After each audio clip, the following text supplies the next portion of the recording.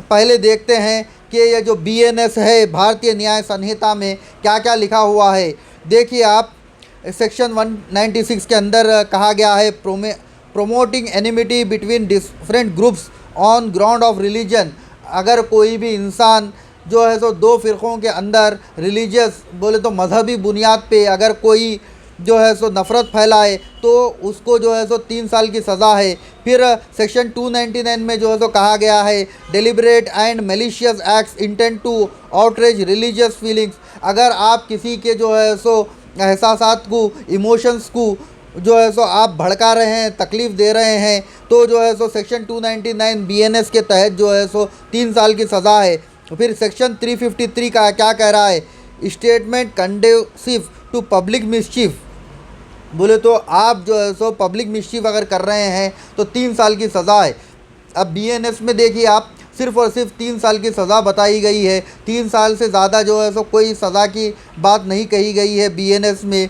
तो हम लोग जो है सो हिंदुस्तान में रहने वाले हैं और हिंदुस्तान के क़ानून की हमेशा इज़्ज़त करना और उसको फॉलो करना जो है सो हमारा फ़र्ज़ है। तो हम लोग जो है सो हिंदुस्तान के क़ानून को जो है सो फॉलो करते हैं। लेकिन जो है सो आप देखिए, अनलॉफुल एक्टिविटीज़ यूएपीए एक्ट 1973 जिसको कहा गया है, उसके अंदर सेक्शन 13 के अंदर deals with unlawful activities that disturb public order और affect the sovereignty and integrity of India. जो है सो सालिमियत और जो है सो हिंदुस्तान की जो है सो इंटीग्रिटी, मतलब उसकी अंदर जो है सो कोई अगर उसको तोड़ना चाह रहे हैं तो सेक्शन 13 के तहत उनके ऊपर केस बुक किया जा सकता है, जिसके अंदर 7 साल तक की सज़ा दी गई है।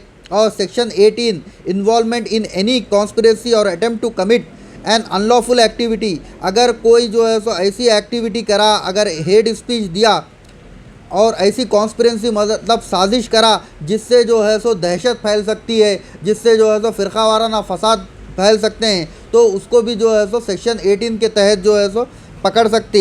इसके अंदर आपको लाइफ इम्प्रिजमेंट मतलब उम्र कैद की सज़ा भी हो सकती है।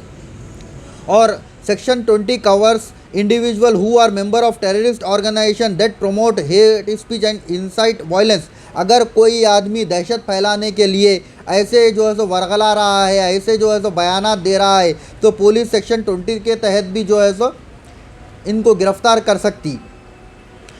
और national security act 1980 section 3 this allow preventive detention if an individual action such as hate speech are deem to disturb public order और नेशनल सिक्योरिटी। अगर कानून को ये लग रहा है कि इनकी स्पीचों से जो है सो या क़ानून ख़राब हो सकता है, यहाँ पर जो है सो कम्युनल टेंशन हो सकते हैं, तो नेशनल सिक्योरिटी एक्ट सेक्शन 3 के तहत ऐसे लोगों को जो है सो 12 महीने के लिए अंदर डाल सकते। और देखिए आप, यूएपीए के क़ानून के तहत 6 महीने तक बिना किसी चार्ज के अंदर डाल सकता क़ानून। लेकिन ये यूएपीए और एनएसए एक्ट लगाया नहीं जा रहा है। ये पता नहीं चल रहा है कि क्यों ऐसे लोगों के ऊपर ऐसे एक्ट्स क्यों नहीं लगाए जा रहे हैं। अब देखिए आप, इंफॉर्मेशन टेक्नोलॉजी एक्ट 2000 के तहत सेक्शन 66(7) साइबर टेररिज्म, ये मतलब साइबर टेररिस्ट जो होते हैं, कवर्स एनी स्पीच और content disseminating online that is intended to incite violence और डिस्टर्ब पब्लिक ऑर्डर। जो पब्लिक के अंदर जो है सो दहशत फैला रहे हैं और यहाँ पर जो है सो क़ानून को डिस्टर्ब करना चाह रहे हैं, उनके ऊपर 66F सेक्शन भी लगाया जा सकता, जिसके अंदर लाइफ इम्प्रिजमेंट भी की सज़ा है। और साइबर टेररिज्म में डाल के उनको 15 लाख रुपए फ़ाइन लगा सकती है क़ानून। और section 69 allows the government to block access to any online content that promote hate speech और इंसल्ट रिलीजन्स। ये यहाँ पर बहुत अच्छी बात कही गई है।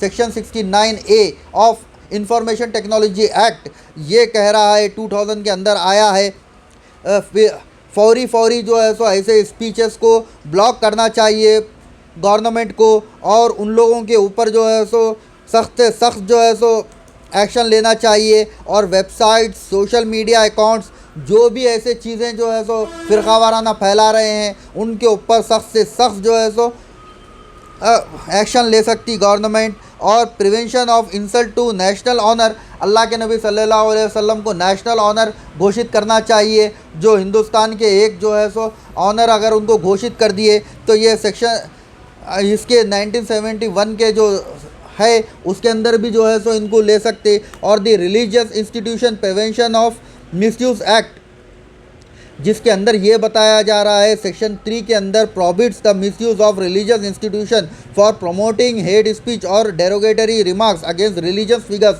That can cause unrest. इसमें देखिए आप, अगर कोई ऐसी रिलीजियस प्लेस को इस्तेमाल कर रहा है हेट स्पीचेस देने के लिए या फिर जो है सो फ़िरका वाराना तशद्दुद फैलाने के लिए या फिर अल्लाह के नबी सल्लल्लाहु अलैहि वसल्लम की जैसा शान में गुस्ताखी की गई है ऐसे स्पीचेस के लिए इस्तेमाल कर रहा है तो religious institution prevention of misuse act भी लगा सकती गवर्नमेंट। ये व्याय सेवा संस्थान आश्रम के ऊपर फौरी से फौरी लगाना चाहिए।